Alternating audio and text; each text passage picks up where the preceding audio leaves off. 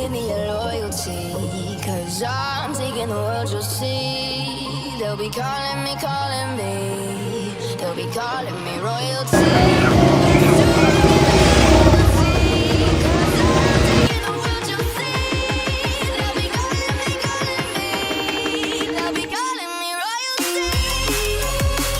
Assalamualaikum warahmatullahi wabarakatuh, Kang Bro. Ketemu lagi dengan IWB Kang Mas. Bagaimana buka puasanya hari ini, Cak? Lancar nggak? Ya, jadi IWB doakan teman-teman semuanya yang menjalankan ibadah puasa di bulan Ramadan. Dan kita juga detik-detik akan menyambut hari gembira Idul Fitri. Selalu sehat buat semuanya, semoga lancar semuanya. Pada video kali ini, Cak, IWB ingin membahas kembali mengenai Marquez. Jangan bosan-bosan. Karena memang media-media luar pun sekarang ini banyak membahas Marquez. Bahkan Mark yang luar biasa mendominasi di Thailand dan juga Argentina menjadi perhatian khusus dari sang legendaris Giacomo Agostini dan juga Michel Pero sebagai tester Ducati. Yang notabene sudah lama di Ducati, yang sudah lama juga mengembangkan motor dari GP Series ya. Dan ternyata sosok Pero yang paham betul bagaimana motor Ducati, ini sudah mengenal lama Pecco, akhirnya angkat suara mengenai wacana Pecco yang ingin banting setir untuk kembali menggunakan motor lama GP24. Jadi teman-teman, ternyata ini adalah sebuah kondisi yang memang tidak membuat tenang di Ducati. Jadi Marquez ini di sisi lain mungkin bagus buat Ducati dan juga Mark sendiri, namun di sisi lain juga membuat gaduh dalam arti saat ini atmosfer di Ducati internalnya rada goyang, Cak. Sebab sampai tahu sendiri Pecco galau dan gundah sudah kita pernah bahas sebelumnya. Ini juga menjadi perhatian khusus dari Michel Pero yang justru menyarankan secara tegas, Cak.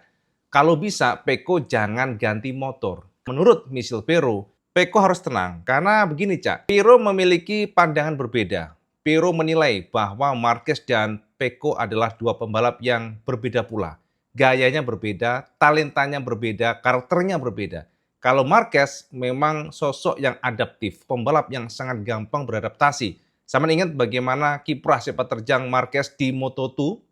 Marquez yang saat itu membela tim Kalex Moto2 benar-benar membuat heboh, Cak. Karena Marquez pernah ya start dari belakang dan dia menang. Pada saat 2013, pada saat pertama kali Marquez gabung ke kelas MotoGP, dia pun juga langsung menjadi pembalap yang juara. Dalam arti pembalap termuda MotoGP yang menang menggunakan engine 1000 cc. Jadi itu adalah sebuah bukti bagaimana Mark yang memang sangat luar biasa adaptif, sangat cepat beradaptasi dengan motor dan itu berbeda dibandingkan dengan Pecco. Itu, Cak, pernyataan dari Pero yang sangat menarik sekali untuk kita bahas. Dan teman-teman, menurut Pero, Pecco adalah pembalap yang seperti mesin diesel, Cak. Jadi panasnya memang belakangan. Itu terbukti bagaimana Pecco di masa lalu pun sama ya. Bagaimana dia mengawali start di musim 2024 juga kurang bagus. Tapi pada pertengahan musim, dia langsung grafiknya menanjak dan sangat konsisten. Juara berkali-kali. Jadi itu yang membedakan. Dan teman-teman tentu akan menarik buat kita untuk melihat pernyataan lengkap dari Michel Pero yang ingin lebih besar ke semuanya. Dan ini sudah kita siapkan buat sampean. Jadi Michel Pero secara tegas memberikan penekanan kepada Pecco. Kalau bisa jangan ganti ke GP24. Jadi Pecco harus tenang dan berikut pernyataan Michel Pero sebagai tester Ducati yang kita terjemahkan dari MotoGP. Ini, Cak, pernyataan Pero. Melihat rekan setimu memenangkan 4 balapan dari 4 balapan bukanlah hal yang mudah. Mark memiliki segalanya untuk mendominasi hingga akhir. Tetapi Pecco akan mampu kembali pada levelnya. Ia hanya butuh ketenangan. Pecco tidak pernah menjadi pembalap yang mampu memberikan segalanya di awal musim. Dia seperti mesin diesel. Aku rasa itu adalah salah satu karakteristiknya. Apalagi ketika trek dirasa kurang menguntungkannya. Artinya kita harus menunggu sedikit lebih lama agar Pecco kembali pada posisi terbaiknya. Mark di sisi lain memiliki bakat luar biasa dan keinginan untuk menebus kesalahan. Ditambah lagi, dia mengendarai motor terbaik. Jadi dia hanya melakukan apa yang dia tahu caranya. Jelas dia adalah seorang juara dunia. Namun kejutan sebenarnya adalah Alex. Kedekatan dengan saudaranya dan memiliki motor yang sama membantunya mengambil langkah lebih maju. Ditambah lagi dia segera merasa nyaman dengan GP24. Bagaimanapun aku yakin Pecco akan segera kembali ke permainan. Jelas bahwa Mark hari ini memiliki kelebihan untuk tetap menjadi yang terdepan di seluruh kejuaraan. Menurutku Peko tidak perlu mengganti motor lama GP24 karena tidak ada perbedaan besar antara kedua motor itu. Menurutku saat ini penting untuk memberinya ketenangan yang dibutuhkannya dan membantunya mendapatkan kembali sensasi yang diinginkannya. Levelnya bisa lebih tinggi, tetapi seperti yang sering terjadi, ia butuh waktu lebih lama untuk menemukan kepercayaan diri yang diperlukan. Yes, itu Cak, pernyataan lengkap dari Michel Pero. Artinya Pero paham, Kang Mas. Sebenarnya GP24 dan GP25 sebutannya ya, karena sebenarnya itu bukan murni GP25.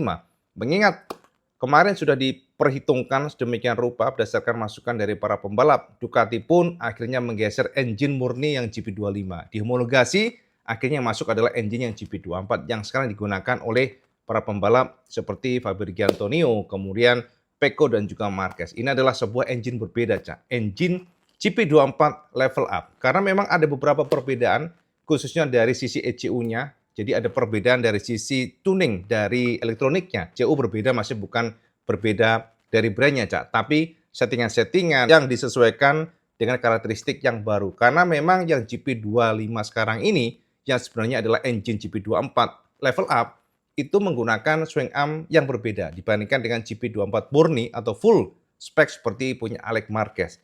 Tapi ingat Cak, GP24 bukanlah motor yang buruk. Walaupun mungkin swing arm-nya berbeda, walaupun beberapa detailnya berbeda, namun basisnya tuh sama. Basisnya menggunakan aero engine yang sama. Jadi jangan heran kalau Alex Marquez luar biasa dan itu terbukti bagaimana performa dari Alex. Dan ternyata itu pun disinggung oleh Pero Cak, yang mengatakan bahwa justru aku malah heran. Kok luar biasa bener Alex. Makanya teman-teman, ini adalah sebuah pernyataan yang menurut IWP patut kita garis bawahi. Seperti warning buat Pecco supaya tidak gegabah, tidak gerusa-gerusu, tidak galau ya. Karena kalau nggak tenang justru akan berbahaya bagi Pecco sendiri. Dan Pecco harus sabar pelan-pelan mengingat sekarang ini kan masih awal-awal nih Cak. Jadi yang di awal-awal ini memang kalau kita perhatikan biasanya ya, dari kacamata Pero, Pecco ini akan mengejar. Pecco akan kembali ke levelnya yang dulu. Jadi memang dia seperti mesin diesel, katanya demikian. Artinya kan panasnya belakangan. Pernyataan dari Pero. Nah, teman-teman, kalau kita melihat dari sisi track ya, memang Austin ini adalah sebuah track yang luar biasa, sangat disukai oleh Marquez dan juga Marquez unbeatable. Sangat sulit dikalahkan pada kondisi normal, teman-teman. Sebab kalau kita lihat histori di belakang, Mark ini dari 2013 langsung menjadi dominator di Austin. Dia 2013 langsung juara Austin dan termaintain bertahun-tahun di atas mesin Honda. Akan tetapi Marquez baru problem di tahun 2022, bagaimana kondisi Honda yang sudah suffering. Kemudian juga Mark tahun kemarin maksudnya GP24, bagaimana dia crash ketika sudah di depan, sudah leading, tapi ternyata dia mengalami problem. Dia sedikit terlalu overconfidence dan teman-teman harus tahu Cak, crash-nya kemarin adalah Mark lost traction depan, front end-nya lost traction. Jadi pada turn 11, kalau saya ingat ya, coba saya ingat-ingat, pada saat itu ada pertarungan seru antara Aprilia dan KTM, antara Viñales dan juga Acosta. Dan di sana juga ada Pecco yang benar-benar memang memantau sekali. Di belakang nggak jauh dari teman-teman Aprilia dan juga KTM. Akan tetapi Marquez yang sebenarnya kita anggap mungkin masih adaptasi dengan GP23 saat itu, tapi ternyata bisa leading walaupun dia crash. Akan tetapi teman-teman, nah yang menarik adalah begini Cak. Saya harus tahu bahwa sirkuit Austin adalah sebuah sirkuit yang memang sangat unik Cak. Sirkuit ini tidak yang rata, tapi ada elevasinya, ada naik turunnya. Dan teman-teman juga harus tahu bahwa sirkuit ini lumayan panjang ya, 5,5 kilometeran hampir. Dan di sana kalau saya memperhatikan ada beberapa tikungan-tikungan yang memang tricky. Jadi di sana ada hard braking, kemudian ada juga rebah ke kiri, very fast corner. Dan di sanalah kelebihan Marquez yang dikatakan memiliki kekuatan dari sisi braking dan juga dia bisa manuver dengan cepat. Kelebihan Marquez demikian. Nah, teman-teman tahun kemarin dari analisa Mark memang masih, nah ini harus tahu nih. Jadi teman-teman, Honda secara tradisionalnya RCV itu berbeda banget dengan Ducati. Honda RCV memiliki front end yang sangat kuat. Di masa lalu selalu Marquez mencoba menggedor atau masuk ke tikungan dengan entry corner yang sangat cepat dan menggunakan gaya yang agresif, Cak. Makanya kalau saya memperhatikan di masa lalu, Mark menggunakan Honda selalu agresif, masuk tikungan agresif. Dan ini memang karakter dari Honda, Cak. Karena Honda, jika kita lihat dari historinya, setelah menggunakan ban Michelin dan juga Marketing Marelli, Honda ini lemah di bagian belakangnya, Cak. Nggak hanya Honda sih, Yamaha juga demikian. Jadi very weak pada rear traction-nya. Jadi traksi ban belakangnya kurang. Jadi less traction. Akan tetapi front end dari Honda itu sangat kuat. Nah, tahun 2024 dengan GP23, Mark masih kadang-kadang lupa dengan riding style-nya bersama Honda. Jadi pada saat dia geber ya, yang seharusnya memang sudah ada transfer ke belakang. Jadi teman-teman, Marquez kemarin memang masih adaptasi. Ketika menggunakan RCV, kemudian pindah ke Ducati, ini adalah sebuah perbedaan sangat besar. Marquez juga menegaskan waktu itu, Cak ya, ketika dia menggunakan Ducati GP23, dia cukup kaget. Soalnya motor Ducati ini lemah bagian depannya. Jadi gampang lost traction untuk depannya. Tapi very, very strong di bagian belakang. Jadi itulah kemampuan dari GP23 atau GP Series Ducati, yang mana motor ini sangat kuat pada saat keluar tikungan. Jadi pada saat masuk tikungan, rapi, ya, nggak boleh agresif intinya, Cak. Ini beda dengan Honda yang harus masuk agresif, akan tetapi pada saat keluar tikungan, nah, ternyata Ducati GP Series ini sangat kuat traksinya, sehingga pada saat keluar tikungan, motor Ducati rata-rata sulit dikejar. Sementara Honda, keluar tikungan itu harus menggunakan momentum. Nggak bisa, Cak. Sama hard braking, kemudian buka gas mengandalkan traksi ban belakang, nggak bisa. Pasti spin atau sliding. Dan itulah yang kemarin menjadi problem Marquez. Makanya Marquez kemarin, Cak, pada 2024, dia lost traction front end-nya. Dan memang kata Marquez, dia masih sering lupa, Cak. Riding style-nya yang ada, gaya Honda masih dipakai di Ducati. Dan itu tidak bisa dikontrol, kadang-kadang masih keluar. Makanya, Cak, tahun kemarin adalah tahun pembelajaran ya menurut IWB. Dan tahun inilah Marquez sudah matang, sudah klop lah dengan feeling atau behavior dan karakter dari Ducati. Dan itulah kenapa outputnya juga berbeda. Jadi teman-teman, kalau kita lihat historinya, Marquez hanya gagal di 2019, 2022 dan juga 2024 gagal di Austin. Di tahun 2023, Marquez mengalami cedera dengan metakarpalnya ya. Jadi ada cedera di tangannya. Artinya memang dia nggak membalap. Jadi kalau kita kalkulasi kegagalan Marquez itu ya 2019, 2022 dan juga 2024. Mungkin kira-kira demikian, Cak. Tapi kalau kita lihat dari story semuanya, Austin adalah teritori Marquez. Makanya, Cak, next race sepertinya memang Marquez masih mendominasi. Sepertinya, Cak. Namun jangan gegabah lagi, sekali lagi jangan gegabah dulu, jangan terlalu pongah para fans Marquez, sebab kita akan lihat dulu di Eropa. Biasanya Pecco ini kencang di Eropa, sangat bagus di Eropa. Itu baru kita buktikan nanti, Cak. Nah, teman-teman, ternyata performa Marquez juga menjadi perhatian khusus ya dari Giacomo Agostini. Oh ya, sebelum IWB lupa, jadi Cak, ternyata ada update informasi dari Aprilia, yang mana mereka kan kemarin sempat mengajukan proposal, Cak, kepada Dorna supaya Martin bisa ngetes motor MotoGP sebelum dia race, ya, jadi real race-nya. Akan tetapi ternyata ditolak mentah-mentah oleh Ducati. Mereka merasa bahwa juga ada pembalap lainnya yang cedera, pembalap lainnya juga nggak minta special treatment untuk ngetes dulu. Jadi Ducati merasa bahwa ini bukanlah request atau permintaan yang bisa di-approve sebenarnya. Jadi mereka keberatan dan ternyata sepertinya tidak diluluskan oleh Dorna. Sepertinya ya, karena memang belum ada ketok palu yang pasti dari Dorna untuk menolak Martin supaya tidak ngetes MotoGP bike dulu sebelum race ya. Jadi itu memang requestan Aprilia dan Aprilia masih coba untuk nge-push ke Dorna mengenai itu. Dan teman-teman, dari beberapa rumor kita mendapatkan informasi bahwa Martin sepertinya akan mencoba untuk nge-push agar secepatnya bisa gabung ke MotoGP. Karena semakin lama dia tidak ada race, itu akan membuat dia kesulitan. Ya teman-teman, itu Cak ya. Nah, kita kembali ke Giacomo Agostini, Cak. Jadi Kang Mas teman pasti tahu siapa Agostini. Dia adalah best of the best rider di kelas, bukan kelas ya, maksudnya di event ini, di balap ini. Giacomo Agostini masih menjadi yang terbaik.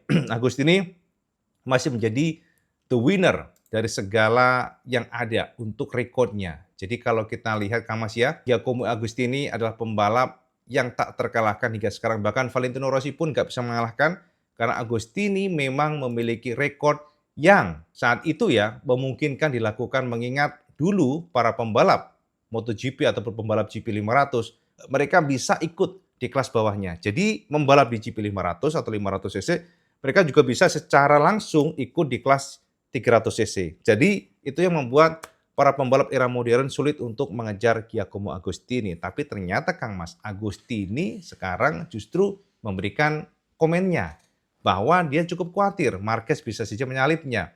Dan jika itu terjadi, maka Agostini merasa bahwa dia nggak happy jika Marquez bisa menyalipnya. Nah, teman-teman, berikut kata Giacomo Agostini yang secara kalkulasi Agostini memenangkan 123 kali kemenangan total balap ini ya. Kemudian juga yang kedua adalah Valentino Rossi dengan 115 kali kemenangan dan Marquez baru 90 kali kemenangan.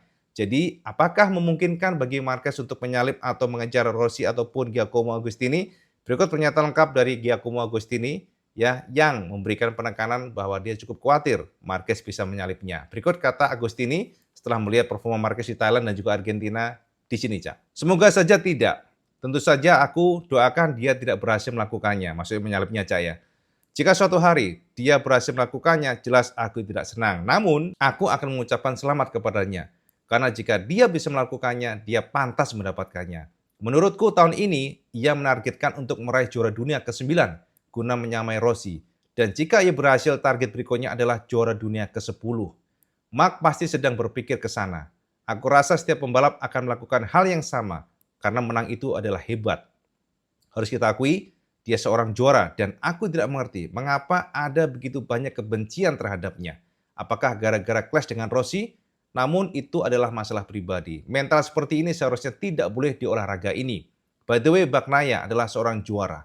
Tidak usah diragukan karena pembalap tidak akan memenangkan 2 kejuaraan dunia secara kebetulan. Pecco adalah seorang yang lebih suka melakukan segala sesuatunya dengan tenang. Dia tidak terburu-buru. Dia ingin mengendalikan segalanya. Seperti dia, aku sangat teliti. Aku memiliki kepekaan yang tinggi dalam membalap. Aku selalu melihat detail terkecil sekalipun. Aku tidak membiarkan kecemasan menguasai diri. Di sisi lain, Mike Hillwood, kalian bisa memberinya motor apapun dan dia akan langsung melaju sangat kencang. Dia luar biasa. Jika kami bertukar motor sebelum balapan, dia akan mencatat waktu yang sama denganku. Namun dengan motornya, aku akan melaju sedetik lebih lambat. Jadi aku rasa Pecco akan datang. Max sekarang memang ingin bangkit. Dan kalau bisa, dia ingin memenangkan semua 44 balapan tanpa menyisakan sedikit pun. Dia akan mencoba. Aku bertaruh padanya. Jangan lupa bahwa tahun lalu, bocah itu berani mengucapkan selamat tinggal kepada pabrikan motor terbesar di dunia untuk memulai kembali dengan tim satelit. Terluka di dalam seperti binatang, dengan hanya satu tujuan yakni untuk mengambil semuanya kembali dan itulah yang akan dia lakukan. Yes, Kang Mas. Gila, Cak, pernyataan dari Giacomo Agostini, Cak. Begitu dalam dan kalau dari kacamata IWB ini sebuah kekhawatiran dan juga sebuah kekaguman. Bagaimana Mark yang terluka, ibaratnya ya, tadi dia ngomong terluka di dalam. Seperti hewan yang terluka di dalam, like animal. Tapi dia akan bangkit, dia akan mengembalikan semuanya, dia akan mencoba mengejar semuanya. Dan itu akan dilakukan oleh Mark.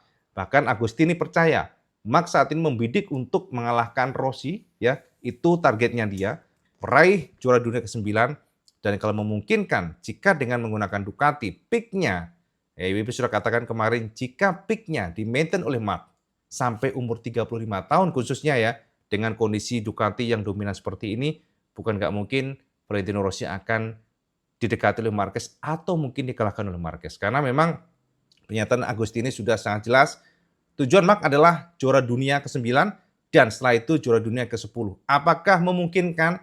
Dari kacamata IWB kita harus lihat dulu sampai pertengahan tahun ya, pertengahan musim ini IWB akan melihat dulu. Sebab bagaimanapun konsistensi adalah nomor 1 kuncinya, Cak. Dan Marquez pun paham itu. Mark berkali-kali mengatakan bahwa konsistensi is number 1. Jadi yang penting race dan dia akan fokus untuk mengumpulkan poin sebanyak-banyaknya, memenangkan race sebanyak-banyaknya untuk satu tujuan, yakni apa? World Championship. Dan dia ingin menjadi juara dunia tahun ini, Cak. Nah, teman-teman, itu adalah sebuah informasi update hari ini. Kembali kita ngomongin tentang Mark, walaupun sebenarnya ya ada banyak lainnya harus kita bahas. Tapi tetap, Cak, memang daya tariknya adalah Mark Marquez, kita harus akui itu. Bahkan kita bahas Marquez selalu view-nya bagus nih. Tapi kalau kita membahas pembalap lainnya, kayaknya kok adem ayem. IWB harus fair, IWB harus share ke semuanya bahwa siapapun pembalap kita akan bahas. Akan tetapi di media luar pun sekarang ini yang dibahas adalah Mark Marquez. Jadi memang Marquez adalah daya tarik tersendiri. Bahkan sekarang Ducati juga menyiarkan secara langsung kemarin, Cak, memberikan penekanan setelah mereka menarik Marquez gabung bersama Ducati, saat ini ada market sendiri yang sudah terbuka, Cak. Jadi ternyata Ducati sekarang sudah membuka market, menarik market yang dulunya sulit untuk dikelola oleh pembalap lainnya dan gara-gara bergabungnya Marquez, sekarang Ducati semakin lebar nih, Cak, marketnya. Itu kata Ducati, jadi mereka happy, daya tarik Marquez luar biasa, sekarang Ducati menjadi attention yang sangat besar dari para fans MotoGP, dan itu membuat brand Ducati semakin bersinar. Itu, Cak, ya, update IWP tentang update hari ini MotoGP, dan beberapa informasi pastinya sama ya, mungkin hanya diulang-ulang seperti Yamaha, di mana ternyata ada pengakuan yang sangat jelas ya, jadi dari bosnya Yamaha, yakni Visio, memberikan penekanan bahwa mereka memang saat ini masih problem dengan durability untuk bannya. Jadi lifetime tire. Jadi itu yang menjadi problem sehingga Yamaha mereka kencang time attacking tapi nggak bisa maintain keawetan ban. Jadi ban cepat aus. Itu yang sekarang menjadi concern mereka, menjadi perhatian penuh mereka dan dikritisi penuh oleh Fabio Quartararo juga. Dan makanya Cak, sekarang para engineering Yamaha berusaha keras supaya bagaimana konsumsi ban tidak cepat habis. Itu yang menjadi fokus mereka. Jadi jangan sampai time attacking-nya kencang, bisa start di posisi 7 kayak contohnya atau ke 6 kayak. Tapi ternyata pada saat race memble itu yang menjadi big problem. Jadi saat ini Yamaha akan mencoba untuk sepertinya Cak ya dari beberapa informasi Yamaha akan mencoba swing arm baru dan juga mereka mencoba untuk memanage bannya supaya lebih baik dengan cara apa? Menyempurnakan elektroniknya, itu yang menjadi target mereka. Jadi beberapa informasi terkumpul, mereka sepertinya akan melakukan pengetesan-pengetesan untuk mencari solusi dengan kondisi tire consumption-nya yang sangat cepat. Jadi degradasi bannya sangat cepat dan temperatur ban juga naik dengan cepat. Itulah yang saat ini menjadi fokus dari Yamaha. Visio ini memang bos manajer baru dari Yamaha Racing MotoGP. Jadi kita pantau terus seperti apa usaha dari Yamaha. Nah, untuk yang KTM, Aprilia, IWP, katakan Cak Aprilia bakal bagus karena tahun kemarin juga bagus banget ya. Jadi bersama Viñales tahun kemarin justru juara, jadi menang. Makanya kita percaya bahwa Ogura sepertinya akan di depan. Sepertinya ya akan coba untuk top 5 lah. Kira-kira demikian Kang Mas. Jadi kita pantau. Honda kita ya masih belum tahu lah ya. Kita akan lihat dulu seperti apa time attacking-nya. Kita lihat juga seperti apa pace-nya nanti. Yang jelas kita pantau dan tunggu juga update IWP tentang MotoGP. Gitu Cak ya, informasi buat semuanya, penekanan dari Pero yang memberikan suggestion atau nasihat kepada Pecco, jangan sampai kembali ke GP24 karena justru kemunduran dan juga kekhawatiran dari Agustini yang merasa bahwa Marquez memang cukup berbahaya jika seperti ini. Ingat Cak, kalau sekarang 32 tahun dan taruhlah kita tambah 3 tahun dan Marquez taruhlah ya dengan 22 kali race, Marquez menang aja 18 kali dan dikalikan 3 tahun, ya kemungkinannya memang sangat terbuka ya kalau secara rekod untuk kemenangan total bisa saja nanti Marquez mendekati Valentino Rossi atau bahkan juga akan mengalahkan Rossi. Ini opini WP, tentu kita harus pantau dulu sampai pertengahan tahun. Coba sama komen di bawah kira-kira sama setuju nggak dengan opini WP. Dan teman-teman, seperti biasa kita sudah dulu video ini dan IWP ingin dengar komen sampai di bawah. Apakah ada yang setuju atau nggak setuju dengan komen IWP atau opini IWP sama komen di bawah. Dan seperti biasa, kalau teman suka video ini, sama like, share, dan subscribe. Ojo lali Kang Mas. Sampai sholat 5 waktu, karena itu yang paling penting. Jangan pernah tinggalkan Cak ya. Assalamualaikum warahmatullahi wabarakatuh. Salam Skandas.